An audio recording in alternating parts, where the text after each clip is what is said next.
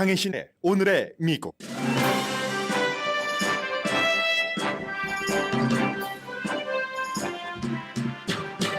짐 조던 하원 의원은 어제 2차 투표에서도 하원 의장에 선출되지 못했고 1차 투표 때보다 반대표가 오히려 2표 많았습니다. 그러나 오늘도 하원 의장이 되기 위한 투표 진행을 한다고 하더니 방금 전 분위기가 달라지고 있습니다. 임시 하원 의장 대행을 임시 하원 의장으로 하는데 동의를 짐 조던 의원이 했다는 뉴스가 지금 나오고 있습니다. 트럼프 충성파인 조던 의원에게 반대표를 던진 공화당 의원과 가족들이 협박을 받는 등 하원 의장 선출 과정이 아주 흉해지고 있는 상황에서 나온 결론입니다. 트럼프 전 대통령의 변호사로 트럼프 전 대통령과 조지아주 선거 개입 혐의로 공동 피고인이 된 시드니 파웰이 6개 혐의에 대해서 유죄를 인정했습니다. 이 사건의 공동 피고인의 혐의에 대해서 증언하기로 합의했습니다. 그래도 경합주에서 트럼프 전 대통령이 바이든 대통령을 앞선다는 중요한 여론조사 결과가 나왔습니다. 전국 여론조사와는 달리 경합주의 여론조사는 너무 중요하고 자주 있지 않는 그런 결과입니다. 바이든과 트럼프가 대선 후보가 된다고 가정할 때 두 사람의 정치 운명을 결정할 이 경합주의 유권자들이 트럼프를 선택하는 이유는 경제 때문입니다. 바이든 대통령의 경제 정책이 인기가 없습니다. 바이든 대통령이 오늘 외교 정책에 관한 대국민 연설을 합니다. 어제 이스라엘에서 미국으로 돌아오는 공군기에서 이스라엘 방문은 도박이었다고 스스로 얘기를 했는데 오늘의 대국민 연설도 도박이 될 수 있습니다. 이스라엘과 하마스의 전쟁과 우크라이나 전쟁에 대한 행정부, 미국의 대응이 이슈입니다. 가자 지구에 내일부터 먹을 것과 약품이 들어갑니다. 바이든 대통령은 은근히 자신이 이스라엘과 협상한 결과라고 드러내고 이제 오늘 대국민 연설에서도 강조하겠지만 미국에 대한 아랍 국민들의 적대감은 강해집니다. 또 미국 내부에서의 친이스라엘이 너무 강하다는 반이스라엘 시위도 이어지고 국무부의 한 관리는 행정부가 너무 이스라엘에 치우친다면서 사표를 던지기도 했습니다. 가자지구 아주 중요한 어떤 지표가 될 그 병원 폭발의 원인과 사망자 수는 정확하지 않습니다. 미국 대통령과 미국 관계당국은 자체 평가 결과 지금으로서는 가자 내부 하마스가 아닌 다른 지하드 그룹의 로켓 오발이었다는 이스라엘의 주장이 맞다고 밝혔습니다. 그러나 아랍 국가들은 인정하지 않고 있고 또 지하드의 로켓 오발이라는 증거를 찾는 것은 불가능합니다. 탑 전기 자동차는 더 이상 테슬라가 아닙니다. 중국의 BYD입니다. 워렌 버핏이 일찌감치 예언한 대로 됐고 그 이유는 세계적인 가치인 감당할 수 있는 가격, 어포러블한 그런 가격입니다.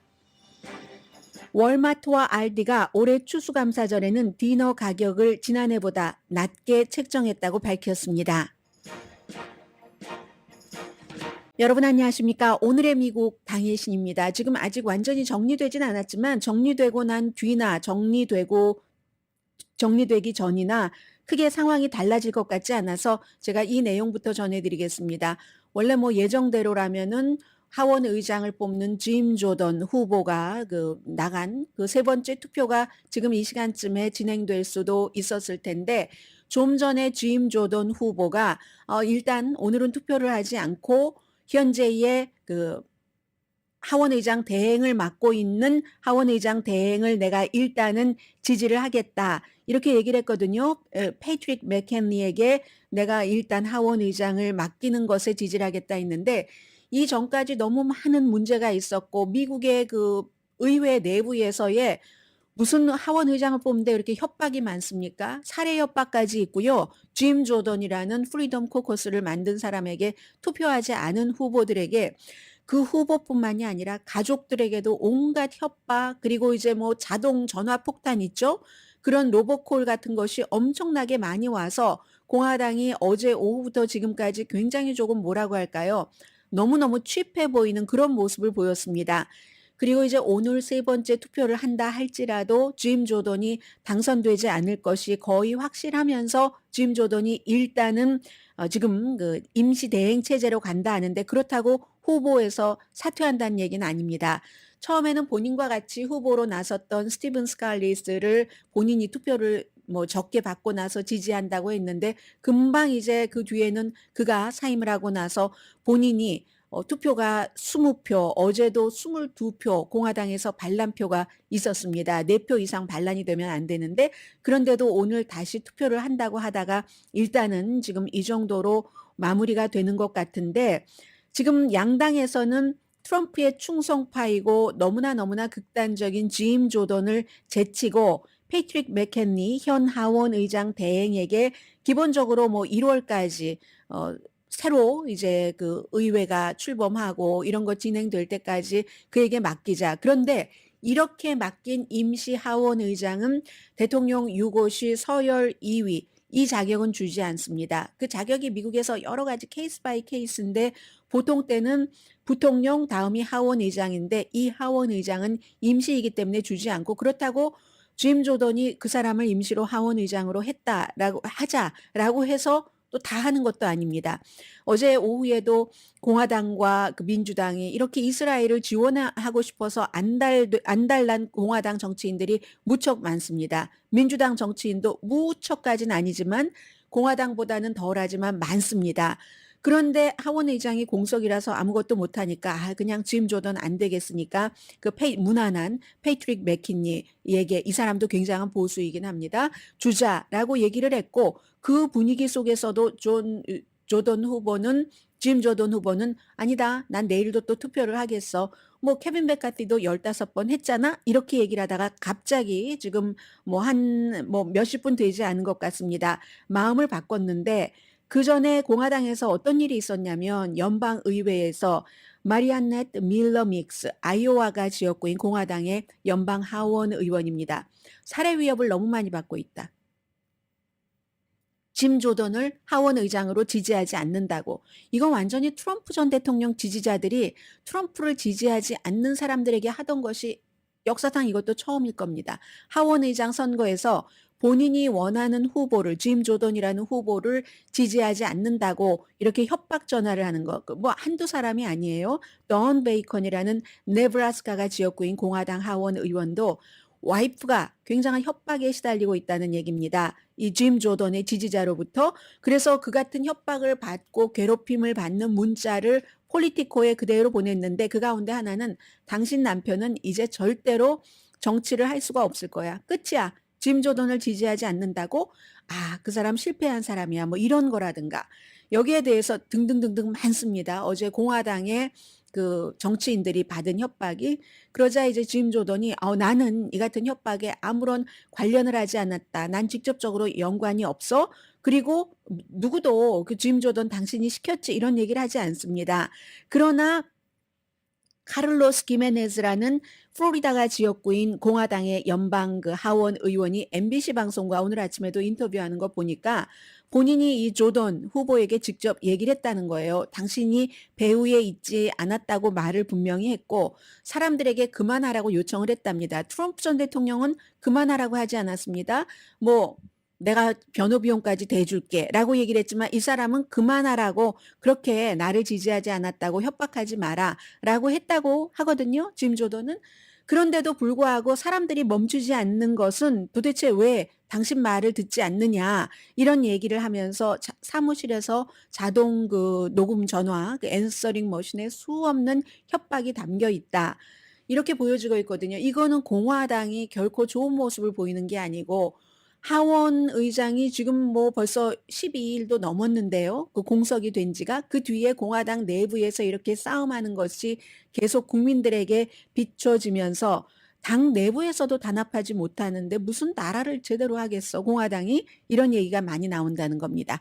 그래서 만약에 이제 오늘 짐 조던 후보가 본인이 후보를 사퇴하지는 않는다고 했지만 그 사이에 이제 이미지를 좀 좋게 만들어서 다시 또 이제 투표를 하자 할 수도 있고 최대 90일입니다. 최대 90일 동안 임시 의장을 한다면은 패트릭 맥켄리가 노스캐롤라이나가 지역구입니다. 그렇게 되는 경우는 이제 기본적으로는 조금 안정적이지만 또 이 패트릭 맥킨리라는 사람이 지금까지 이제 10번 연방 하원 의원을 했는데 29살 때부터 아주 젊었을 때부터 해서 지금 47살이거든요. 재정적으로 굉장히 보수기 때문에 한 번도 세금 올리는 것에 투표한 적이 없다고 얘기를 하고 트럼프 전 대통령이 부자와 기업에 대해서 세금을 낮추려고 했었을 때 굉장히 앞장서서 그것을 이루는 데 큰 역할을 한 사람입니다. 그래서 재정적인 분야에 대해서 무척 그 보수인 공화당의 색깔을 그대로 유지하고 있기 때문에 연방 정부 폐쇄를 막을 수 있는 그런 예산안을 통과시키는데 적극적일지 지금 분위기로는 적극적이어야지만 되는데 그거는 지금 알 수가 없고요. 그리고는 이제 이 공화당 내부의 분열 이런 것들이 보여주는 것 가운데 또 하나가 트럼프 전 대통령 하면은 우리가 루디 줄리안이라는 변호사와 시드니 파웰이라는 여성 변호사를 많이 생각을 합니다. 트럼프 전 대통령 당시에 선거 끝나고 나서 부정선거야 가장 앞장서서 주장했었던 두 인물이 루디 줄리아니와 시드니 파웰이었고 반대편에서는 루디 줄리아니와 시드니 파웰이 루디 줄리아니는 검사 때 참 괜찮았는데 뉴욕 시장 할 때도 처음엔 괜찮았는데 나중에 후졌고 그리고 나서 9.12 사태 때문에 사람들이 위기가 있으면 뭉치니까 간신히 살아나서 시장직을 마무리한 사람이야. 이렇게 기억을 하고 있고 그러나 시장직에서 나오고 난 뒤에는 아주 독재자의 옆에 붙어서 뭐 터키라든가 그런 독재자 수발을 하면서 돈을 엄청 많이 번 그 변호사를 하다가 지금은 또 여러 가지 소송에 걸려서 거의 그 재산을 많이 잃어버리게 됐지만 그렇게 반대편에서는 평가를 하고 있고 시드니 파웰 같은 사람도 음모론자의 실력이라고는 거의 없는 요만큼도 없는 이렇게 반대해서 평가를 할 때 트럼프 전 대통령 지지자는 루디 줄리아니와 시드니 파웰은 정말 대단하고 위대한 인물이다라고 했습니다. 그런데요. 시드니 파웰이 오늘 조지아주의 선거를 개입해서 선거 결과를 바이든 승리에서 트럼프 승리로 바꾸려고 했다는 혐의에 대해서 트럼프를 비롯해서 루디 줄리안이 포함해서 19명이 니코라는 말하자면 집단적으로 갱으로 엮여서 맨 위에 보스가 있고 밑에 하수인들이 쫙 있다는 그렇게 해서 지금 혐의로 기소가 됐잖아요. 각각 혐의는 좀 다릅니다. 시드니 파웰 변호사는 6개 혐의였는데 얼마 전까지만 하더라도 나는 무죄다. 우리가 무죄고 이게 부정선거야. 이런 얘기를 하더니 결국은 며칠 뒤에 재판이 시작될 예정이었습니다. 오늘 검사팀과 유죄로 인정하고 합의를 했습니다. 시드니 파웰이라는 변호사가. 그래서 이제 6건의 이제 범죄 혐의에 대해서 유죄를 인정을 한 것이고 이렇게 되는 경우는 뭐가 중요하냐면 다른 공동 리코라는 법에 걸린 다른 피고인들 있죠. 다른 피고의 혐의에 대해서 증언을 합니다. 트럼프 전 대통령에 대해서 어떤 증언을 시드니 파웰이 할지 본인이 살기 위해서 그건 알 수가 없죠. 그래서 이제 풀튼 카운티 검찰이 6년의 집행유예 6,000달러의 벌금, 그러니까 실형은 피하는 겁니다. 없는 겁니다. 배상금 2,700달러를 선고할 것을 권고를 했고 조지아 시민들에게 정말 이렇게 물의를 일으켰고 조지아 시민들의 선거 투표 권리를 박탈하려고 여러 가지를 일을 한 것에 대해서 사과하는 편지를 써라 했는데 편지는 이미 썼대요. 편지는 이미 썼다고 하고 그러면 이게 두 번째 피고입니다. 19명 가운데서 한 사람이 먼저 있었고 시드니 파웰이 두 번째고 그리고 나머지 17명은 트럼프 전 대통령을 포함해서 전부 아직은 무죄라고 주장을 하고 있고요. 트럼프 전 대통령은 여기서는 유죄가 되면은 만약에 본인이 대통령으로 당선이 돼도 본인이 스스로 셀프 사면을 할 수 없습니다. 이건 연방이 아니라 조지아 주의 것이기 때문에 그래서 이제 트럼프 이렇게 되면은 유명한 음모 이론가인 트럼프의 전 변호사가 결국은 자신의 변호인이 죄를 저질렀다라고 증언을 할 수밖에 없는 이런 입장입니다. 오늘 시드니 파웰은 그 같은 그 합의를 했고요.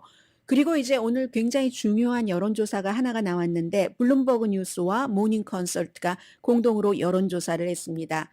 격전지에서의 여론조사가 사실은 중요하죠. 이게 all about입니다. 대통령을 선출하는데. 어차피 캘리포니아, 워싱턴, 뉴욕 같은 데는 바이든이고 그 밖에 아주 무슨 뭐 미시시피 등등의 테네시 이런 데는 뭐 텍사스, 플로리다 아주 트럼프 전 대통령 당첨이죠. 그렇기 때문에 지금 격전지 한 7군데를 중요한 격전지로 좀 뭐 당을 가리지 않고 중도적인 쿡 리포트가 지정해 놓은 곳이 있습니다. 뭐 애리조나라든가 그런 아무튼 7개의 경합주 스윙 스테이트의 유권자들은 바이든 대통령보다 트럼프 전 대통령을 지지하는 비율이 지금 얼마나 많습니까? 4%나 많네요. 47%대 43%. 그리고 굉장히 많은 유권자를 대상으로 조사를 했습니다. 5,023명. 그랬기 때문에 오차 범위가 1%거든요. 왜 경합주에서 잘 못하냐? 경합주는 여러 개 주가 있는데 이렇게 범위가 많잖아요. 보통 우리가 여론조사를 하면 요즘은 1,000명 정도를 표본으로 뭐 안전한 한 오차 범위가 플러스 마이너스 3% 정도 될 때 1,000명을 잡는데 이건 5배잖아요. 1,000명 대 5,000명은 5배입니다. 이렇게 잡고 정확한 결과를 내려면 굉장히 비용도 많이 들고 시간도 많이 듭니다. 그래서 못해왔던 것을 이제 하는 거죠. 이달 초에 5,023명의 등록된 유권자를 대상으로 여론조사를 했더니 그렇게 나왔다는 겁니다. 그래서 이제 뭐 애리조나, 조지아, 미시건, 또 네바다, 노스캐롤라이나 2군데가 어디가 있나요? 펜실베니아, 위스콘신 이렇게 여론조사를 했는데 트럼프 전 대통령이 4%포인트 앞서갔고 바이든 대통령이 조금 위인 곳도 있습니다. 네바다 말고 또 한 곳은 네바다밖에 없는 것 같아요. 미시건은 지금 어떻게 될지 잘 모르겠고 전기 자동차 때문에 이제 서로들 여러 가지 촉각을 곤두세우고 있는데 나머지는 조지아주에서 5포인트. 지난번에는 바이든 대통령이 이기긴 했지만 트럼프가 5포인트 앞서갑니다. 애리조나는 지난번에 졌죠. 트럼프가. 지금은 4포인트 앞서가고 노스캐롤라이나 4포인트, 위스콘신 2포인트, 펜실베니아 1포인트 차이로 1%포인트 차이로 바이든 대통령을 앞서가고 있고 유일하게 네바다주에서만 바이든이 트럼프에 비해서 3%포인트 차로 앞서가고 있습니다. 그러니까 이제 이게 그럼에도 불구하고 트럼프 전 대통령이 이제 법적인 여러 가지 문제 등등이 있음에도 불구하고 오늘 이렇게 대대적인 경합주에서의 여론조사 결과에 따르면 오늘 선거가 치러진다면 트럼프 전 대통령이 바이든 대통령을 이긴다는 결론입니다. 오늘 선거가 치러진다면.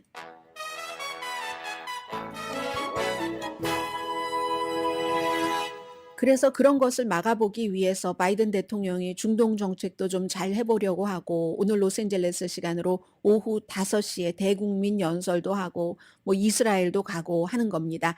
잠시 뒤에 이제 그런 부분들은 좀 전해드리겠고요. 그리고 제가 미처 모르고 있었던 부분이 있는데 그 회사가 그 회사였네요. 며칠 전에 이 바이든 대통령이 이스라엘을 방문하고 막 폭발 사건이 일어나고 하니까 콜로라도주의 그 아주 가장 큰 그 회사 최첨단 뭔가를 제조하는 그런 회사 방문하는 걸 연기했잖아요. 한국 회사던데요, 보니까요. 아무튼 잠시 뒤에 그런 뉴스를 조금 전해드리겠고, 미국의 언론 매체를 보면은 요즘은 이제 사설을 잘 쓰지 않는 그 신문들이 많거든요. 신문의 경우 뉴욕타임즈라든가 대신에 이제 게스트 어피니언 이런 것을 많이 쓰는데 신문을 소유하고 있는 소유주들이 주이시가 많고 또 헤지펀드가 많이 신문사의 지분을 소유하고 있습니다. 헤지펀드 회사의 위에는 또 주이시가 있어요. 그래서 미국의 거의 모든 아주 주요 신문보다는 조금 자존심이 덜한 A++는 아니지만 A 정도의 신문들이 지금 열심히 하마스를 테러리스트 그룹이라고 부르고 이스라엘을 찬양하는 그런 사설들을 쓰고 있는 분위기거든요. 그리고 미국도 이 이슈 때문에 많이 분열되고 있고 하는 것 잠시 뒤에 전해드리겠습니다. 라디오 서울 방송 오늘의 미국 듣고 계십니다. 여러분들께서 맨 마지막에 한미보험 광고를 들으셨고 그 전에 제이타운 그리고 그 전이 세종바이오텍, 세종뇌보감 이 선전을 들으셨는데 세종 그 바이오텍 선전에서 아브라함은 이삭을 낳고 뭐 이렇게 기억력에 대해서 얘기를 하는 것 같았어요. 그렇죠. 아브라함이 세라 아주 늦게 그 이삭을 낳고 그래서 이제 여종이었던 하갈에게서 이스마엘을 낳았고 그렇지만 이제 또 아이를 낳고 하갈이 그 종이 그렇게 되고 보니까 세라와 그 하갈과의 그 본부인과 하갈과의 그 사이에 여러 가지 상상하실 수 있는 그대로.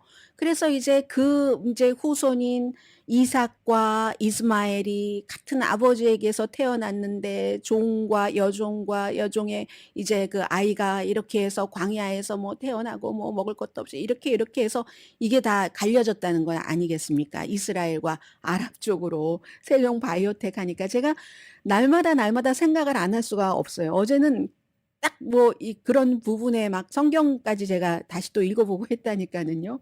아무튼 그 얘기를 좀 전해드리겠는데요. 이스라엘 하마스 전쟁과 우크라이나 전쟁 등등에 관한 이제 대외 정책에 대해서 집무실에서 연설을 합니다. 로스앤젤레스 시간으로 5시에. 대통령이 연설을 할 때는 백악관 어디서 하느냐에 따라서 상당히 달라지잖아요. 집무실 연설이 가장 이렇게 파워풀한 그런, 그리고 가장 진지하다고도 할 수 있는 그런 연설이죠. 세계가 큰 전쟁에 휘말려 들어가느냐 아니냐의 기로에 서 있습니다. 지금 두 가지입니다. 하나는 아직까지 이제 이스라엘이 지상군을 보내지 않고 있는데, 이건 이제 미국이 원하고 있는 점이기도 하고요. 너무 확 치닫고 이럴 때, 그리고 지금 저렇게 시위를 많이 하고 있는데 지상군이 들어가면 어떻게 되겠습니까? 저는 아니 이게 서한인가? 아니면 가자는 지금 피난하느라고 그렇게 못할 때니까 이거 서한 지구의 팔레스타인들일 거야? 라고 하고 보면은 다른 나라입니다. 어디 뭐 정말 주변의 아랍 국가들에서 그 시위를 하는데 예전에 미국의 반대, 이스라엘에 반대하는 거죠. 한국이 얼마나 시위의 대국입니까? 그 시위의 대국이 이제 시위를 할 때 사진 찍으면 위에서 쫙 본 게 너무 굽이 대단하잖아요. 사람들이 잘못하면 야, 누구 뒤에 있는 사람 넘어지면 압사하겠구나. 그 정도로 다른 나라 내진 다른 그룹의 일을 아랍의 전체가 지금 들고 일어났거든요. 그러니까 잘못하면 지금 중동 쪽에서 어떤 일이 일어날지 알 수가 없는 것이기 때문에, 하나는 조금 서한과 가자 지구에 팔레스타인을 숨을 쉴 수 있게 해주는 것. 그리고 두 번째는 과연 병원 폭발이 이스라엘이 아니었다는 것이 나와주면 좋은 거거든요. 이제 그 두 가지를 중심으로 일단 말씀을 드리겠는데, 바이든 대통령은 격분에 사로잡혀서 미국도 9.11 사태 이후에 정의를 찾았고 정의를 이뤘지만, 그러나 우리가 실수도 했다. 수십 년 동안 전쟁을 하면서 너무 많은 수천 명이 죽고, 그리고 경제도 얼마나 힘들었어요. 그러니까 이스라엘은 그런 실수를 하지 않길 바란다. 이런 말도 하고 싶고 해서 이제 이스라엘에 간 거잖아요. 다른 아랍 국가들은 아예 병원 폭발 때문에 만나지도 못했고, 그리고는 이제 내일부터 가자 지구의 이집트를 통해서 가자지구 주민들이 먹을 수 있는 깨끗한 물, 음식, 약품 같은 것들이 들어갑니다. 이스라엘이 합의를 한 겁니다. 바이든 대통령이 그걸 요청을 했고 합의를 한 것이고, 네타냐후는 인질 풀어주기 전에는 우리 국물도 없어. 국물에서 국자 빼고 물도 없어. 라고 했잖아요. 근데 미국의 힘이 아직까지는 이스라엘에는 미치는 겁니다. 아랍에선 좀 약해지지만 아랍의 국가들이 감히 미국의 대통령과의 미팅을 우리 안 만나 하고 취소할 수 있을 정도로, 아무튼 그래서 미국도 1억 달러를 지원한다고 했는데, 이집트와 가자의 국경 라파에서 이미 이제 트럭에 여러 가지 이제 가자지구로 보낼 물품들을 싣고 있고요. 저는 예전에 집에 물난리가 났기 때문에 경험을 했었거든요. 물난리가 나니까 보험회사에서 호텔에 가서 자라고 하는데, 저의 일의 특수성상 호텔에 가서 자고 싶지 않았습니다. 그래서 집에 비닐을 쳐놓고 막 세멘트 냄새 엄청 많이 나는데 물난리가 났으니까 말려야 되잖아요. 그리고 며칠을 지냈는데 먼지는 또 얼마나 나오는지. 제가 그때 이렇게 비교하면 난민으로 사는 분들께 너무 죄송하지만 그냥 난민의 생활을 요만큼, 손톱만큼은 느낄 수 있겠더라. 이런 생각을 해본 적이 있거든요. 그래서 그게 이제 지금 가자 지구의 난민은 아주 오랜 동안 그런 비슷한 생활을 했지만, 이번에는 도대체 탈수증이 걸릴 정도로 물도 없고 하다니 그런 일들을 2주일이 넘었잖아요. 그럼 우리는 어떡할까? 저는 정말 집에 물난리를 겪어봐서 좀 그게 공감이 좀 됩니다. 그래서 트럭에 많은 짐들이 싣고 있고, 바이든 대통령도 서울 강남구 언주로에 본사가 있는 CS 윈드의 콜로라도주 제조 공장 방문 등 경제 캠페인 다 뒤로 하고 이스라엘로 가서 네탄야후와 담판을 져서 지금 내일부터 거기에 들어가는 거잖아요. 그러면 아랍 국가들의 그 막 미국과 이스라엘에 대해서 엄청 성난 것들이 그 성이 낮아지지는 않겠지만 이것보다 더해지지는 않겠죠. 아니 아직도 거기에 물을 안 줘? 아니 우리와 같은 피인 그럴 수가 있어? 뭐 이렇게 되는 거잖아요. 그래서 바이든 대통령이 어제 보니까 이제 그 비행기 안에서 30시간이었어요. 비행기 뭐 갈 때 10시간, 10시간, 10시간 네타냐후와 3시간 동안 회담했다고 하니까 시진핑 중국 국가주석과 블라디미르 푸틴 러시아 대통령이 거의 비슷한 시기에 서로 회담을 한 시간의 길이와 비슷하네요. 그렇게 하고 또 비행기에서 미국으로 올 때는 이집트의 시시 대통령과 전화하고 무하마드 아바스 팔레스타인 자치정부 수반과 전화를 하고 있잖아요. 그러니까 편안한 옷을 입고 그냥 스웨터, 우리 보통 사람들이 입는 스웨터를 입고 기자들에게 이렇게 나와서 가자 주민들에게 앞으로 식품하고 의약품, 물 이거 보내지는 것 이스라엘이 방해하지 않을 겁니다. 이렇게 다시 한번 확인을 했거든요. 그리고 영국의 리시 수낙 총리도 곧 이스라엘을 방문을 한답니다. 똑같은 거예요. 이제 인도주의적인 차원의 여러 가지 일들을 하기 위해서. 그리고 또 하나 있죠. 한국은 지금 어떻게 일을 하고 있는지 모르겠는데 왜냐하면 인질로 잡혀간 사람은 없어도 가자 지구에서 살고 있는 한국 분들도 계시니까는요. 지금 미국의 대통령도 이스라엘에 가서도 계속 인질로 잡혀 있는 사람들을 데리고 오는 것이 최우선 목표다라고 얘기를 했고 영국도 마찬가지입니다. 뭐 지금 중국도 사망자도 있고 인질로 잡혀간 그런 그 중국 사람들도 있고 영국도 마찬가지잖아요. 하니까 이제 영국인을 구하기 위한 여러 가지 그러니까 이스라엘에 대해서 이스라엘이 하고 싶은 만큼 분풀이를 다 해서는 안 된다는 것을 아무래도 강조를 하게 되겠죠. 그런데요. 같은 날에 유나이티드 아랍에미레이트와 러시아가 뭔가 결의안을 만들어야지 된다. 이 병원 폭발 이런 거 있고 나서 하고 이제 뭐 결의안을 만들어야지 된다 하는 것도 내놨고 그리고 브라질도 어제 어떠한 것을 내놨는데 이건 인도주의적인 차원으로 뭔가 대응을 해야지 된다. 이스라엘이고 하마스고 그런 걸 내놨는데 미국은 거기에는 찬성표를 던지지 않고 비토 반대표를 던졌거든요. 왜 그러냐면은 미국의 유엔 대사 린다 토마스 그린필드가 이스라엘의 자치 방어 권리가 빠져 있다. 그 내용 속에 인도주의적으로 전쟁을 해도 국제법 지키면서 해야지 된다 등등의 여러 가지 리스트가 있는데 거기에 이스라엘은 이스라엘을 방어할 권리가 있다. 이게 빠졌다. 그러니까 미국은 기본적으로 친이 이스라엘 그 정책을 쭉 가지고 가는 겁니다. 영국은 기권했어요. 왜 기권했냐면 영국 대사도 이스라엘에 가면서 하마스가 팔레스타인 보통 사람을 인간 방패로 쓰고 있다는 게 빠져서 그래서 이스라엘의 지상군 들어가도 이 작전은 거의 하마스에게 완전한 승리를 하기 불가능하다고 보는 겁니다. 다 민간인이랑 똑같이 뭐 어디 본부가 있는 것도 아니고 유니폼을 입고 있는 것도 아니고 한데 어떻게 다 잡겠습니까? 숨어 있는데. 그래서 인간 방패라는 얘기가 나오는 거죠. 그리고 여러분이 궁금해하시는 가자 지구의 병원 폭발에 대해서는 이스라엘과 미국의 대통령과 미국의 정보국, 국방부가 처음에 지금까지 조사한 바에 따르면 이스라엘 주장이 맞다.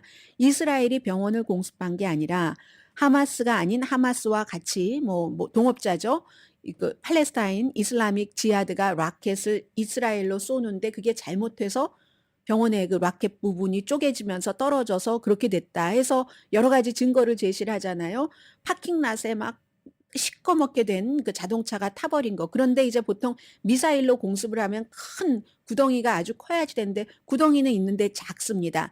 이런 것들을 이스라엘이 보여주고 미국의 국방부도 다 점검을 하고 대통령이 먼저 이스라엘에서 다른 편이 한 것 같다라고 얘기를 하고 나서 미국의 국가안보위원회가 몇 시간 뒤에 역시 대통령의 말을 되풀이해서 얘기를 했거든요. 그리고 어떤 분들은 뉴스를 어디서 어떻게 섭취하시는지 모르겠는데 그 병원이 아니 전체적으로 150명 수용 인원인데 그리고 뭐 예전에 아주 너무너무 오래된 100년 된 병원인데 어떻게 수백 명이 숨지느냐 하는데요. 그 병원이 성공회 그 재단의 병원이거든요. 그래서 사람들이 야 교회를 설마 이스라엘이 공습하진 않겠지 하면서 알면서 뭐 전쟁 중에는 뭐 오발이라는 건 있을 수 있지만 교회를 설마 하지 않겠지 하면서 그 성공회 교회의 재단인 이 병원의 뜰에 한 1,000명 정도가 피신해 있었습니다. 그리고 그 안에도 글쎄요 평소에 150명이 수용 인원인지 모르지만 지금 평시가 아니라 전시입니다. 그 안에 600명이 있었답니다. 병원 관계자들이 얘기를 하는데 그래서 지금 팔레스타인 쪽에서는 471명이 숨진 것으로 확인이 됐다라고 하는데 이것도 이제 정확하게 뭐 숫자는 집계를 해봐야지 아는 거고요. 해서 뭐 팔레스타인 말은 뭐 예를 들어 무조건 거짓말이다. 무슨 사람들이 그렇게 많이 숨져. 그것부터 거짓이자. 이거는 아니고요. 이게 이런 부분들이 있다는 것을 말씀을 드리고 그리고 목격자의 비디오를 봐도 라켓인 것처럼 보인다는 게 대부분의 전문가의 얘기이기는 합니다. 이제 이스라엘이 주장한 것처럼 서쪽에서 쏜 라켓 같다. 이스라엘 쪽으로 이렇게 얘기를 하고 말씀드린 것처럼 어제 이코노미스트는 그걸 이스라엘이 요격하는 과정에서 그렇게 됐다고 보는 사람들도 있다는데 이게요.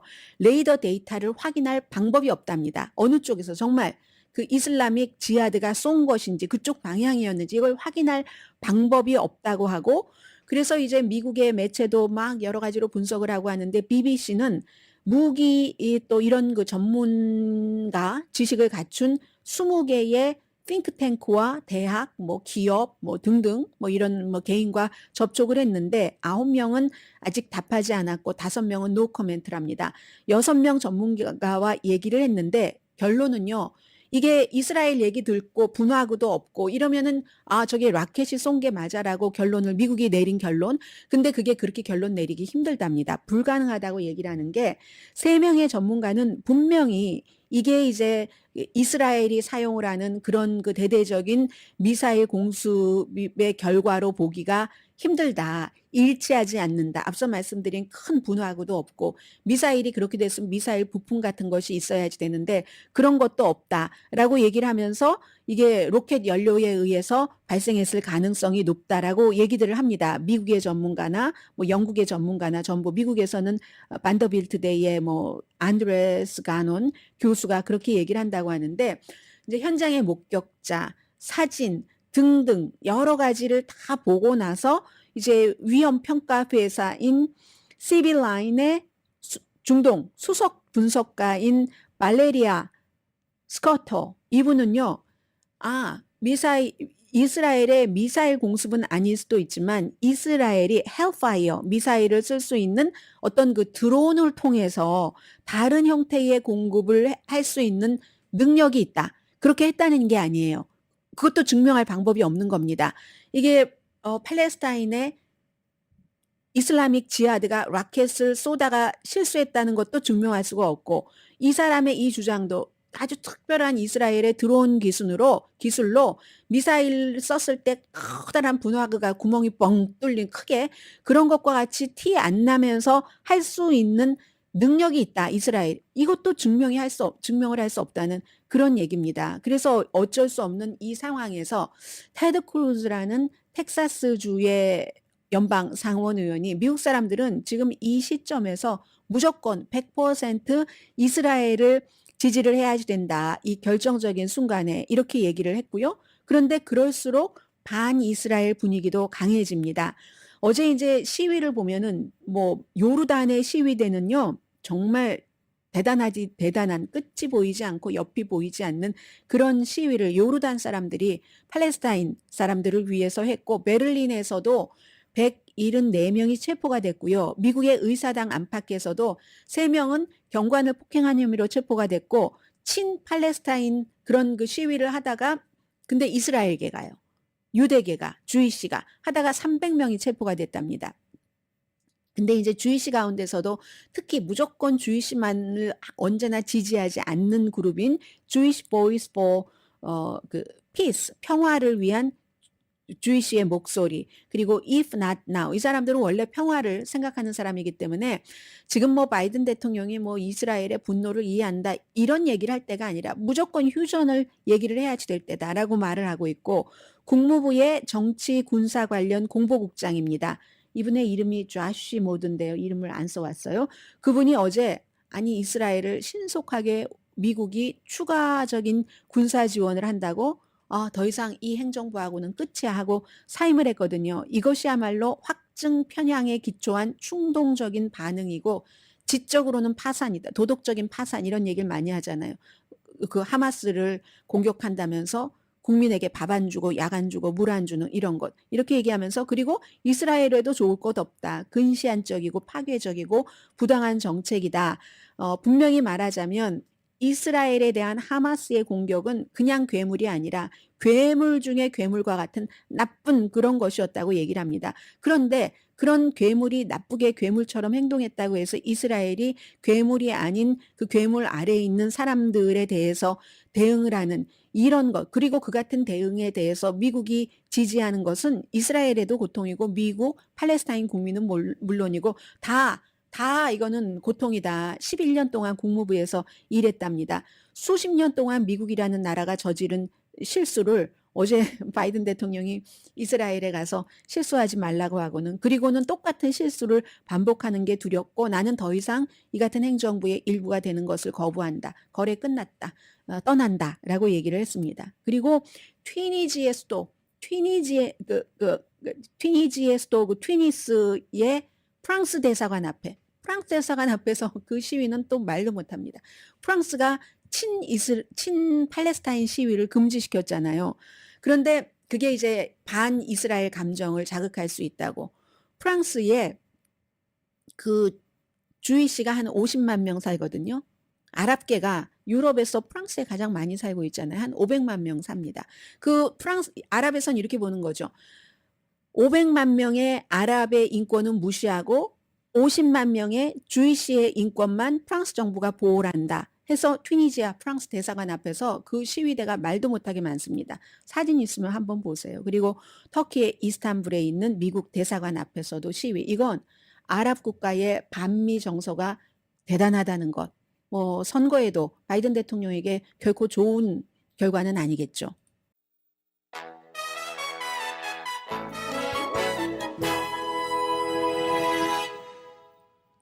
라디오 서울 방송 오늘의 미국 듣고 계십니다. 네, 만약에 지금 그 패트릭 맥켄리 의원이 노스캐롤라이나가 지역구인 임시 하원 의장 대행이 이제 임시 하원 의장으로 시한부는 아니고 아무튼 기간을 정해놓고 한다면은 그러면은 굉장히 그 암호화폐 이런 분야에서는 필요한 하원 의장이 될 수도 있다는 얘기들 나오고 있습니다. 왜냐하면 뭐 디지털 그 자산 규제를 위한 뭐 어쩐 그 법 같은 것을 만들고 좀 뭔가 그 규정을 하고 하는 것 이런 것들에 대해서 굉장히 오랫동안 관심을 가져왔었던 그 같은 의원이기 때문입니다. 크립토 커런시에 대해서는요.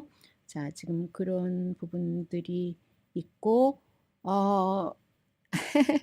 예, 할로윈 데이가 먼저인데요. 그리고 나서 이제 땡스기빙 데이가 있잖아요. 오늘 월마트와 또 로스앤젤레스 인근 오렌지 카운티에 살고 계신 분들은 거의 이제 월마트에서 물건을 사실 텐데요. 월마트와 알디 뭐 각자 사시는 곳에 따라서 아마 소비를 하시겠죠. 손님들이 아주 좋아하는 브랜드의 가격을 땡스기빙 데이 브랜드 그것을 낮춰서 정말 저희가 그동안 저희를 활용해 주셔서 감사합니다.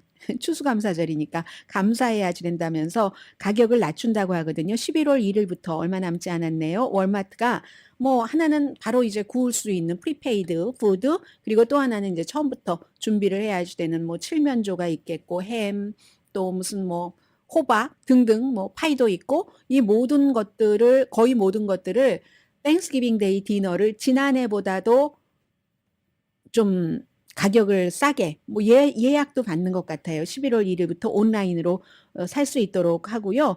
이게 저희 최대 과제입니다. 소비자들이 어떻게 하면 물건을 싸게 사시는가. 그리고 그 어느 때보다도 이번 추수감사절에는 여러분들이 돈이 더 필요하실 겁니다. 12월 26일까지 11월 1일부터 그런 추수감사절 관련 아이템을 세일을 해서 먹는 것이요. 그렇게 한다고 하고 RD도 70개 이상의 여러 가지 추수감사절 관련 식품 가격을 뭐 일부는 50% 이상까지도 내린다고 하거든요. 그래서 추수감사절이 스트레스가 아니라 아주 축하할 수 있는 기쁜 시간으로 만들 수 있도록 그렇게 저희가 해드리겠습니다. 월마트도 얘기를 하는데 미국 농무국이 계산해 놓은 거 보면요. 지난해에 추수감사절 뭐 이렇게 작았나요? 이거보다 많았던 것 같은데 농무국은 그러네요. 뭐 지역에 따라 다르니까 평균 10사람 비용이 $64밖에 안 한다고 이건 좀 아니네요. 다 이제 프리페이드 전혀 없이 만들어도 이것보단 더 할 것 같은데요. 그런데 올해는 이제 칠면조 생산이 터키가 지난해보다는 더 많았기 때문에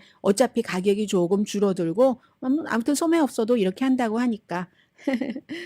그리고 이제 왜 이러한 것들이 이 트럼프 전 대통령이 바이든 대통령에 비해서 격전지에서 이기는 이유인 겁니다. 블룸버그와 그 모닝 컨설트가 조사한 그 5천 몇 명을 대상으로 한 데서 왜 이렇게 바이든 대통령을 지지하는 사람들이 많았는가? 이 유권자들이요, 26%만이 바이드노믹스, 바이든 대통령이 말하는 뭔지도 잘 모르겠어. 경제 뭐 정책이라고 하는데 그거를 좋다고 답을 했고 49%는 반대를 했다는 겁니다. 여기에 대해서 이제 그 바이든 대통령의 캠페인 본부에서 뭐라고 얘기하냐면 이럴 때는 또 아직 한참 남았다고 해요. 선거가 아직 뭐 한참 남았는데 이걸 가지고 벌써부터 저희가 초조해하지는 않겠습니다. 뭐 이렇게 얘기를 하고 있고요. 그리고 유권자들의 상당수가 트럼프 전 대통령 때의 경제가 훨씬 좋았다라는 얘기를 하고 있거든요.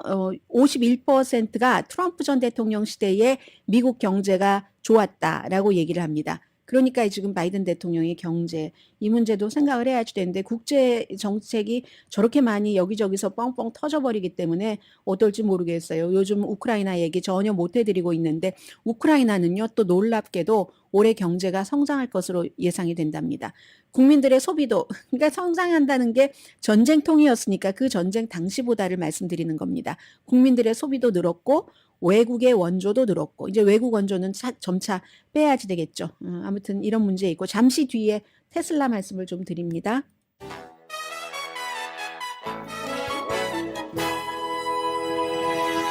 라디오 서울 방송 오늘의 미국 듣고 계십니다. 제가 지금 테슬라와 중국의 전기 자동차 BYD를 말씀드리려고 하는데 그걸 말씀드리는 이유는 이 안에 많은 것들 뭐 시간도 들어가고 노력 그리고 운, 정부의 지원 이런 모든 것들이 있어야지 성공하고 그 성공이 또 성공이 아니라 지금은 성공이지만 나중에 어떤 도전이 또 온다. 이게 다 들어있기 때문에 전해드립니다. 테슬라는 항상 백미러에 중국의 라이벌을 지금 가지고 가고 있었는데 중국의 BYD, Build Your Dream, 꿈을 잘 이렇게 만들어 갖고 가세요 하는 그 BYD의 주가가 이번 주에 뭐 3분기의 이익이 지난해보다 2배 이상 증가할 것으로 예상된다 하고 나서 엄청나게 올라갔습니다. 분기별 생산량에서는 이미 테슬라를 앞서고 있고 글로벌 판매에서는 미국 자동차에 이어서 2위입니다. 그래서 중국이 심각한 어떤 그 부동산 그런 위기이지만 이 자동차 BYD가 많이 살려주고 있다고 하거든요. 물론 앞으로는 유럽이나 미국과 긴장이 있겠지만 BYD는 다운타운 피게로아 길에 있잖아요. 에릭 가세리 시장에게 그 당시에 막 그 땅 주인에게 막 에릭 가세리 시장이 거기 렌트 주라고 리스 주라고 땅 이렇게 해서 됐었던 게 한 10년 전쯤 되나요? 그랬던 것 같은데 아무튼 앞으로는 이제 미국이나 유럽에서 어떤 그 긴장은 있지만 처음부터 BYD가 왜 이겼는가 장점이 있었다는 거죠. 전기차 모델로 시작한 게 아니라 배터리로 시작을 했었잖아요. 그래서 원래 굉장히 가난한 곳 농부의 그 부모 아래서 태어나서 공부를 했습니다. 뭐 공학, 물리학을 공부하고 나서 심천에서 이제 95년도에 이 배터리 회사를 했는데 그게 이제 어떻게 하다가 다른 좀 힘든 회사를 병합을 하면서 자동차까지 가게 된 거고 2008년도에 워렌 버핏이 BYD 오로의 지분을 10%를 매입하면서 언젠가는 BYD가 필연적으로 전기 자동차로 전환하는 세계 자동차 시장에서 가장 큰 플레이어가 될 것이다라고 예언을 했고 그렇게 된 겁니다. 전 세계에 지금 전기 자동차를 장악을 하려고 하는데 가장 중요한 것은 BYD의 이제 좀 싼 가격이 $11,000거든요. 테슬라는 모델 3 가격이 이제 중국 시장에서도 $36,000 부자는 테슬라를 타긴 타요. 테슬라가 그리고 가격을 내리면 사람들이 또 싫어해서 주식값이 엄청 내려갔잖아요. 그래서 이제 지금 ED 시장에서 이러저러한 일이 있는데 오늘도 또 시간이 너무 많이 이렇게 돼서 우선 저는 시간을 지켜야지 되니까 그래서 결국은 중국에서 테슬라가 인기가 있었는데도 테슬라도 마음대로 안 됩니다. 미국과 중국과의 관계 때문에 할 수 없이 애플처럼 인도로 지금 건너가고 있잖아요. 그렇다고 중국 자동차가 이길까? 유럽 연합과 미국이 어떠한 여기에 또 제동을 걸면 꼭 그렇지는 않을 수도 있는 미흡하나마 이 정도로 마무리하겠습니다. 전전반측 일희일비할 필요도 없는 거고요. 강희신이었습니다.